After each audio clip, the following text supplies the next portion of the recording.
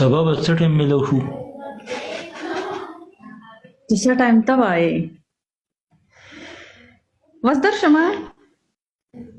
نه اوس خو شپه ده اوس خو خبره لړه خو ګودې له لړه اوس خو په کټونو کې قدرې پرېږدو خو په او سبا به نو مړه د کټونو کې به قلاره ګورې دا خو ګوره د شپې مزه کوي که نه چې مو ته ملاقات وکړي یو بل سره کینو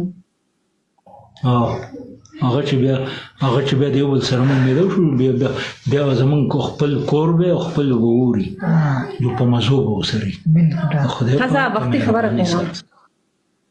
دا راته ووایه که نه ښځه دا راته ووایه که نه چې ځان له کمره خو دې شته که نه کلانې د جوړه کړي او ځان له کمره به مې پکې په دې کور کې د خدای پاک په مهربانۍ سره د خدای پاک رحمتونه به راباندې راورېږي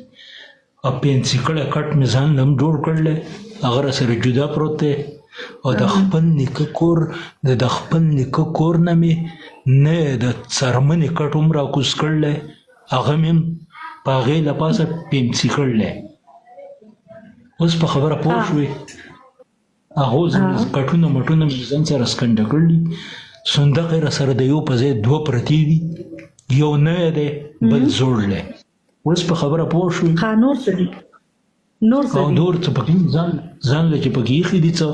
هغه پکې ځان له پنسي کړي پراته دي ټیپونه راسره د یو په ځای د دریو څلور ټیپونه راسره پراته دي د خدای پاک خو چې کیسر پې ماله به کالۍ څونه کې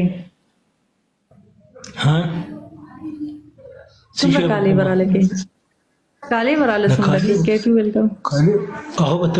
هغه به ته د خپل مشران به زما د دې رور سره میلاو کې ستاسو جرګه به صفایي وشي او چې څو تاسو د یو بل سره څنګه صفایي راله او زما د کشر رور به سره میلاو شي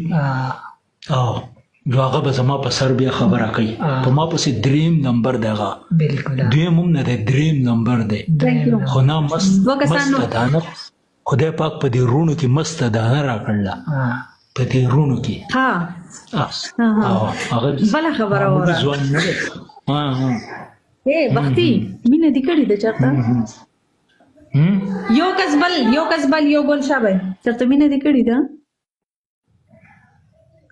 مینه دې کړې لروری وي مینه محبت مینه محبت هغه ورځې خو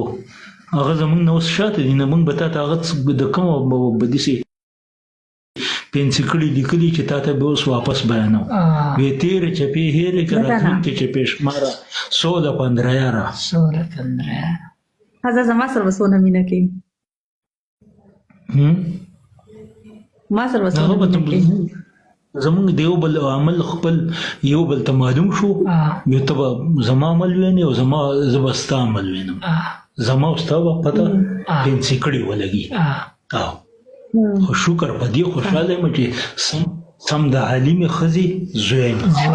او د دې له وړپوکې تر کړوسی نه یم دوی شوی خو زما نه د صدق په بیماري څونه په پرده کې پټه ناسته یم او زمونږ په دې بیمارۍ کې زمونږ نه په دې دا سبق زمونږ نه نیمګړی پاتې شو دی اوس په خبره ته پوه شوې او ما د ډېره خرابه او زه چې هغه بیمارۍ د غم مې د پلندر پلار وکړو او کته په هسپتال کې داخل کړی ما سیدو په سینټر هسپتال کې زما داخله وه داسې معمولي بیماري نه وه سرسام بیماري وه پنجاب ته تللی وم او په 3.5 فوټه کې په مین کې دننه ګرفتار پاتې شوی وم دا هغه ځای نه چې راغلی وم دلته کې دا کاته راسره شوی وه په 3.5 فوټه کې په مین کې مې دننه ډیوټي کوله